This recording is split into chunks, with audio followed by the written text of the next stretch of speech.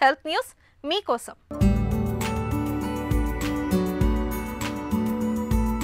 మన జీవితాల్లోకి పిల్లలు తెచ్చే ఆనందం ఎక్కువే.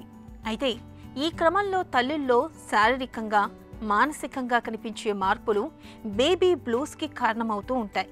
బేబీ బ్లూస్ అంటే ఏదో తెలియని ఆందోళన, కుంగుబాటు, సైకోసిస్ వంటి సమస్యలెన్నో వారిని ఉక్కిరిబిక్కిరి చేస్తూ ఉంటాయి.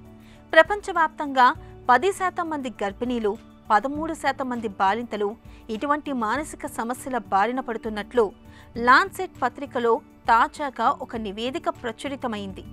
అభివృద్ధి చెందిన దేశాల్లోనూ 5-2% మంది తల్లుల ఆత్మహత్యలకు బేబీ బ్లూసే కారణంగా ఉంటుందని గణాంకాలు చెబుతున్నాయి. ప్రసవం తర్వాత సుమారు 85% మంది మహిళల్లో బేబీ బ్లూస్ తాలూకు లక్షణాలు కనిపిస్తున్నాయట.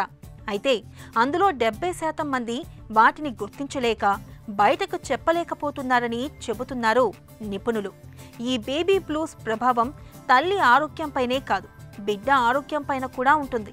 ఫలితంగా తల్లి బిడ్డ మధ్య బంధం ఏర్పడడంలోనూ సమస్యలు ఎదురవుతున్నాయని పరిశోధకులు చెబుతున్నారు. దీర్ఘకాలంలో ఇది పిల్లలపై శారీరకంగా, మానసికంగా, భావోద్వేగాల పరంగానూ ప్రతికూల ప్రభావం పడే అవకాశం ఉందని నిపుణులు హెచ్చరిస్తున్నారు.